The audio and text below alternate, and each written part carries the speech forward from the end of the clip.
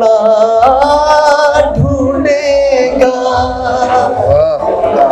दिल का सोना सा तराना ढूंढेगा, तेरी निगाहें ना निशाना ढूंढेगा।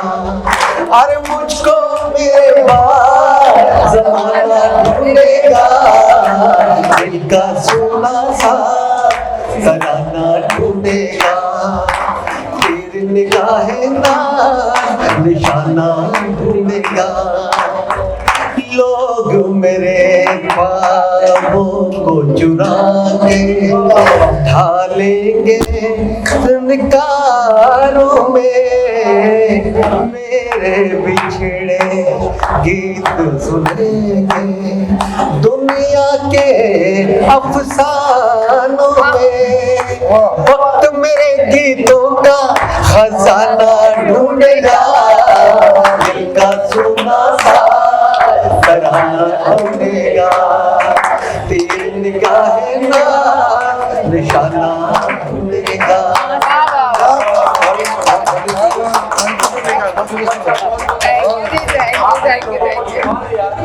पागल होते हैं, यहाँ जितने लोग बैठे हैं सब पागल हैं, लेकिन वो कौन कौन से पागल मैं बताना चाहूंगा। तो पागल कौन कौन से हैं? कोई धन दौलत का पागल है, कोई पागल मान बड़ाई का, कोई रूप रंग में पागल है, कोई पागल है चतुराई का। ये चार पागल, और पांचवा पागल अगर आप हैं तो तालियां बजाइएगा। सबसे अच्छा वो पागल है जो पागल में आएगा। बहुत साचे दरबार की बहुत शुक्रिया। रफी साहब की बात है तो रफी साहब के गानों को गाना निभाना एक पूजा के बराबर है, एक इबादत के बराबर के नाते हैं वो जोड़े नहीं जाते, जोड़ दिए तो फिर तोड़े नहीं जाते। ये नाते ये नाते ये नाते दिल में बसाए हैं, प्यार का तोहफा लाए हैं बड़ी दूर। रफी साहब के लिए इतना ही कहूँगा कि सभी से जुदा जिसका अंदाज है, कि सभी से जुदा जिसका अंदाज है, ज़मीं ता फलक जिसकी परवाज़ है, मोहम्मद रफ़ी की नाम। क्या बात है। ऐसा कि सभी बोलते हैं कि रफ़ी साहब के बारे में कुछ बोलना मतलब सूरज को दिया दिखाना है, तो मैं तो इस काबिल नहीं हूँ कि उनके बारे में कुछ बोलूँ, मगर क्या बचपन से मैं भी रफ़ी साहब के गाने गाता हूँ और मैंने ज़िंदगी भर रफ़ी साहब के गाने गाए और थोड़ा बहुत नाम हुआ है। तो रफ़ी साहब से एक बार मेरी रूबरू मुलाकात हुई थी 1970 में, जब जॉनी विस्की की शादी थी, तो वहाँ पर रफ़ी साहब को आना था, सबको पता था कि आएंगे। तो ये तय हुआ था कि उस शो में जिनका शो था कि जैसे रफ़ी साहब आएंगे, जो भी गा रहा होगा या गा रही होगी वो हट जाएगी जल्दी से पैक करके और आगम को खड़ा करेंगे। तो रफ़ी साहब खार जिमखाना में आए वहाँ से, तो जॉनी विस्की का उधर था दूल्हा दुल्हन का और हमारा स्टेज उधर था और उनको आना वहाँ से था, वो आके कारपेट से उधर जाना था आपकी तरफ। तो मैं गा रहा था नजर में वो जो दुश्मन, उस दिन वो गाना चल रहा था, बुरा मत हो बुरा मत सुनो। तो रफ़ी साहब आए और उन्होंने ऐसे देखा गा रहा है तो वो जाने लगे अपनी तरफ जहाँ जाना था उनको, लेकिन फिर मैं कुछ गा रहा था तो उन्होंने फिर मुड़ के देखा और आके सीधा मेरे स्टेज के सामने आके खड़े हुए, बजाय वहाँ जाने के, वरना वो ऊपर दूर से भी कर सकते थे ऐसे, आप भी करते हो ये ऐसे, बस क्या बात है, लेकिन वो उन्होंने वहाँ से नहीं किया, वो मेरे स्टेज के सामने आके खड़े हुए और ऐसे करके सुनने लगे। मैंने पूरा एक अंतरा गाया उनके सामने, फिर बाद में बोलते हैं यो क्यों निकल गया। तो ये मेरे लिए बहुत अच्छा एक यादगार है। सब ये भी जानना चाहेंगे कि रफीक साहब इतने बड़े शख्सियत थे और अभी जनरेशन थोड़ा भूलते जा रही है, जोड़ता है या दर्द होता है? वो तो होता, सब कुछ चेंज हो गया। जब आजकल हम फिल्म नहीं देखते, पहले हम लाइन लगा के टिकट लेते थे, क्योंकि आज के हम गाने नहीं सुनते। एक दो गाने अच्छे आते होंगे, एक आध फिल्म अच्छी आती होगी, बाकी तो कुछ नहीं। तो अभी रफ़ी साहब जैसे जो लता जी इस टाइप के जो बड़े सिंगर हुए हैं, वो चले गए, वो तो यादगार है बस हमेशा के लिए। वो तो एक ट्रेजर है, ट्रेजर, बस उसको ही है। आप चलते चलते दो लाइन बता दें हमारे दर्शकों को। मुझको मेरे बाद ज़माना ढूंढेगा, मुझको मेरे बाद ज़माना ढूंढेगा। सर माइक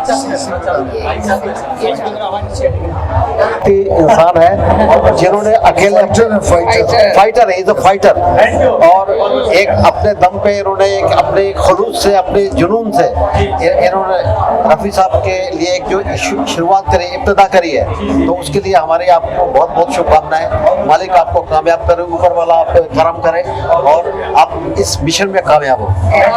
और सलीम साहब ने मुझे फोन पे कहा कि अली भाई आपको इसलिए आना है, एक छोटा शेर सुनाया था कि अली भाई मेरी खामोशी को इतना कमजोर मत समझो, मैं सारे फैसले अल्लाह को छोड़ देता हूं। वाह वाह वाह वाह वाह, बहुत अच्छे भाई। उन्होंने ये फैसला जो है अल्लाह के ऊपर छोड़ दिया। एक बार फिर से ही मेरी खामोशी को इतना कमजोर मत समझो, मैं सारे फैसले अल्लाह को छोड़ देता हूं। क्या बहुत बड़ी बात, क्या वाह बात, वाह अली भाई, क्या मजा आ गया। बहुत बहुत बहुत बढ़िया शेर भाई, याद मैंने कश्मीर में भी सुना है झूम जाए। वाह। चलिए थैंक यू। Thank you. चलिए रफ़ी साहब का बड़ा सम्मानित किया गया है। क्या कहना चाहेंगे? और तारीफ करने वाली बात है। देखिए, सबसे पहले तो नवरात्रि की सभी लोगों को बहुत बहुत मुबारकबाद। और आज चूंकि रफ़ी साहब के लिए सलीम भाई ने जो प्रोग्राम ऑर्गेनाइज किया, एक महान गायक, मैं समझता हूँ कि हम सबको इसमें दूर दराज से बिल्कुल आना चाहिए था। बहुत से लोगों को इन्होंने इनवाइट किया था, नहीं आए। ऐसे महान गायक का प्रोग्राम अगर हो और लोग ना आए तो ये बहुत अफसोस की बात है। तो बहुत अच्छा लगा यहाँ पे आके, हमारे सब पुराने साथी लोग मिले, हमें भी अवार्ड दिया गया एक। और हम लोग तो बचपन से बहुत छोटे थे, तब से गाना रफ़ी साहब का सुनते हुए आ रहे हैं, और ऐसा सिंगर न पैदा हुआ न होगा, उनकी कॉपी करके कितने लोग सिंगर बन गए। तो बहुत बड़ी बात है। मैं इनकी पूरी टीम को, सलीम भाई कब से मुझे बोल रहे थे ये प्रोग्राम रखना, कई दफ़े मेरे घर पे आए। मैंने कहा था कि रफ़ी साहब के लिए मैं बिल्कुल आऊँगा, हिंदुस्तान के किसी भी कोने में रहूँ। आप यकीन कीजिए, मैं कहाँ से आ रहा हूँ इनको भी मालूम है, कितने दूर से आ रहा हूँ। मैंने कहा कि नहीं, मैं अटेंड करूँगा। बहुत से लोग बहुत आसानी से लेते हैं। अगर किसी इतने महान लोगों का नाम जुड़ा हो तो उनके नाम से ही आना चाहिए। और यहाँ तो बात कुछ और है। माशाल्लाह इतना बढ़िया प्रोग्राम रहा, जितने भी लोगों ने, बच्चों ने, नए नए लोगों ने गाया, और मैं सबको मुबारकबाद देना चाहूँगा इनकी कोशिश के लिए। ये भी कहना चाहूँगा कि आपसे बड़े दूर से आए हैं और रफ़ी साहब की कोई यादें हैं क्या शेयर करना चाहेंगे? नहीं, देखिए, मैं रफ़ी साहब को तो मिला नहीं आज तक, लेकिन मैं उनकी खबर पे जाता हूँ, फूल पेश करता हूँ, फातिहा पढ़ता हूँ सांता क्रूज में। उनके जो बेटे हैं शाहिद, उनसे अच्छी दोस्ती हमारी है, यहाँ भी मिलते हैं बड़ा। और मैं रोज़ उनके लिए दुआएं करता हूँ, क्योंकि मैं अली खान एक मुस्लिम हूँ, तो इसलिए मैं 5 वक्त नमाजी हूँ। तो जब जब नमाज पढ़ता हूँ उनके लिए दुआएं करता हूँ कि बहुत महान कलाकार दिलीप साहब की खबर पे जाता हूँ।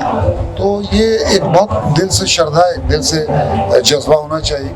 तो बहुत अच्छा लगा मुझे। मैंने समझा कि मैंने यहाँ आके एज एन एक्टर मैंने अपना हक पूरा किया, फर्ज निभाया। सुपर लोधरा जी क्या कुछ कहना चाहेंगे इस अवसर पर?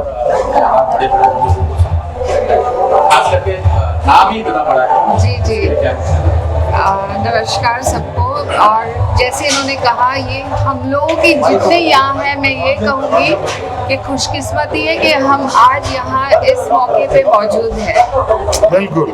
जो नहीं आए, I think it is there loss, it's like that, because इनके साथ जुड़ना और इनके लिए खड़ा रहना, मतलब रफ़ी साहब अमर है, जैसे हम सब जानते हैं। आज भी हम अंताक्षरी करें, जो भी करें, जो गाने उन्होंने गाए, जिस फील से गाया है, अभी निगम साहब ने गाया आंखों में आंसू ले आइए, मतलब उनसे आपने भजन सुनो, गजलें सुनो, मस्ती वाले गाने। He was a versatile singer, he is and he will always be the best singer India can ever have. कहते ना नरगिस एक बार ही जन्म लेती है, वो चमन के फूल है जो कभी दोबारा नहीं पैदा होते हैं। और हमारी जहाँ भी है वो we pray for him, for his soul to rest in peace. वो जहाँ भी हो जन्नत नसीब करे उनको, आमीन। और माशाल्लाह जैसे मैंने पहले भी कहा, मुझे ये कहते ना बहुत खुशकिस्मत होते हैं जिनको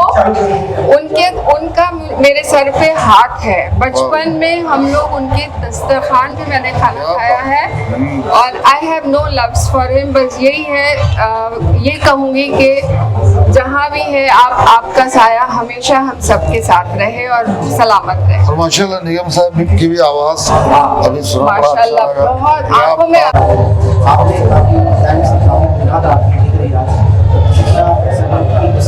चेहरे पे रंग चढ़ गया। एक्साइटेड की बात कर रहे हैं। आज हम जो है इतने बड़े महान हस्ती की शाम के अंदर बैठे हुए हैं और इतने बड़े लेजेंड यहाँ पर हमारे इस प्रोग्राम के लिए तशरीफ लेकर के आए हैं और हम इतने खुशकिस्मती हैं कि लोग लाखों रुपया लगा करके इवेंट करते हैं और हम ये इवेंट हमने सिर्फ रफ़ी साहब के नाम से कर दिया। हम कितने खुशकिस्मत हैं कि हमने रफ़ी साहब के नाम से इस इवेंट को कर दिया और उनके नाम का एक अवार्ड भी डिक्लेयर कर दिया। तो हम अभी 23 दिसंबर को उनके नाम का ये अवार्ड देने जा रहे हैं, जो हमारी संस्था जिसका नाम है गुरुकुल कला निवास फाउंडेशन। ये फाउंडेशन हर साल तमाम कलाकारों को जितने भी इस दुनिया में हैं और जितने भी इस दुनिया से चले गए हैं उन सभी को ट्रिब्यूट करेगी और उनको उनकी जन्मदिन के ऊपर बधाई देगी। उसके बाद में हम जो है तमाम ऐसे काम करने जा रहे हैं जो कलाकारों के लिए होगा, जो कलाकारों की तमाम प्रॉब्लमें हैं। क्योंकि देखिए 2 साल पहले जब ये भुखमरी आई थी और उसके अंदर इतने लोग परेशान हुए थे, यहाँ तक कि बहुत ही ज़्यादा प्रॉब्लम में थे जो कह नहीं पा रहे थे किसी से कि हमारी ये तकलीफ है, समझिए आप। तो ऐसे कलाकारों के लिए ऐसे तमाम जो नए या पुराने या जो आ रहे हैं जो आएंगे उन सभी के लिए फाउंडेशन हमेशा खड़ी रहेगी। और इसके अलावा मैं एक और बात कहना चाहता हूँ, यहाँ लोग बात जो है मुंह से कह देते हैं लेकिन अंजाम देने के लिए एक ही आदमी है जो हिम्मत करके आता है और उसमें से मैं हूँ। मैंने अभी इसी वक्त कम से कम नहीं तो ऐसी मतलब सुविधा बोलेंगे दुविधा में अंदर इस प्रोग्राम को अंजाम दिया है कि अगर मेरी जगह कोई और होता तो ये प्रोग्राम के अंदर पूरे लोग उन्हीं को ढूंढ रहे होते और वो भाग गया होता।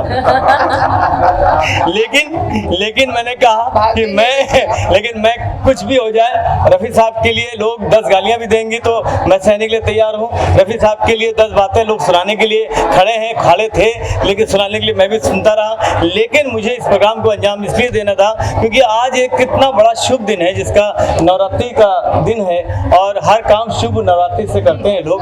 और मैंने भी यही कोशिश की कि जब काम शुरू किया जाए तो ऐसे तरीके किया जाए जिसका दिन बड़ा अच्छा होना चाहिए। आज पहली नवरात्रि है और इस पहली नवरात्रि के अंदर आज हमने इस काम को अंजाम दिया है। अगले साल की नवरात्रि मालिक ने चाहा कि हम रफ़ी साहब के नाम से मना देंगे। रफ़ी साहब को जो है याद कर रहे हैं, जो लोग भूल गए उन्हें भी याद दिलाने की कोशिश कर रहे हैं जी। कोई उनकी ऐसी बातें जो कि अभी जिक्र आती हो? हाँ, क्या बात, आपने क्या क्वेश्चन किया। अभी हम एक जगह बैठे हुए थे तो वहाँ ये बात चली कि बांद्रा में रफ़ी साहब के घर के नीचे एक मस्जिद हुआ करती थी। बांद्रा में रफ़ी साहब के घर के नीचे एक मस्जिद हुआ करती थी और जब मैं 80 में बॉम्बे आया हूँ और मेरी खुशकिस्मती है कि रफ़ी साहब के घर के अंदर मैंने नमाज पढ़ी और उस घर की दीवार, ज़मीन और उसके घर का पूरा नक्शा मेरे जहन में है। एक बात। दूसरी बात यह है कि आपके सामने मैं इतना कहना चाहूँगा कि रफ़ी साहब को लोग चाहे जिस तरीके समझते हैं हमें उससे कोई लेना देना नहीं, लेकिन हकीकत में देखा जाए कि वो अल्लाह के एक फरिश्ते थे। जिनकी आवाज़ के अंदर वो ताकत, आज आप देखिए मालिक का करम है, अल्लाह अच्छा रखे हमारे अगम साहब को, ऐसी आवाज़ ला करके उन्होंने रखी है कि सेम टू सेम। देखिए उनका बेटा भी गाता है माशाल्लाह, सोनू निगम साहब भी गाते हैं, लेकिन अगर आप देखा जाए तो रफ़ी साहब की जो वॉइस क्वालिटी की जो बात की जाए तो अगम निगम साहब को बहुत अच्छी समझ में आती है और वो उनका अंदाज भी गाते हैं। अच्छा, अब आपको सामने एक और बात कर दूं, रफ़ी साहब के चाहने वाले भी ऐसे हैं कि बीकानेर से एक ऐसी शख्सियत आ गई जो लड़के का नाम यूहान खान है, और यूहान जो है उन्हीं के गाने को गाता है। आपने देखा होगा कि आपके सामने यूहान आके खड़ा हुआ और उसने बहुत अच्छा गाना गाया, तो वो उनकी याद में बीकानेर से यहाँ तक आ गए, उनके डैडी आए, वो बेटा आया। यानी कि आप सोचने वाली बात है कि रफ़ी को कहाँ तक लोग चाहते हैं और कहाँ तक के चाहते रहेंगे। जब तक दुनिया जिंदा है, जब तक दुनिया रहेगी, जब तक कि रफ़ी साहब का नाम कायम रहेगा। और हम बताना चाहते हैं कि रफ़ी साहब के लिए हम ये सोचते हैं कि जो लोग रफ़ी साहब को फॉलो करते हैं, जो लोग रफ़ी साहब को गाते हैं, उन सबके लिए हम एक प्रोग्राम करते रहेंगे और हम उनको चांस देते रहेंगे।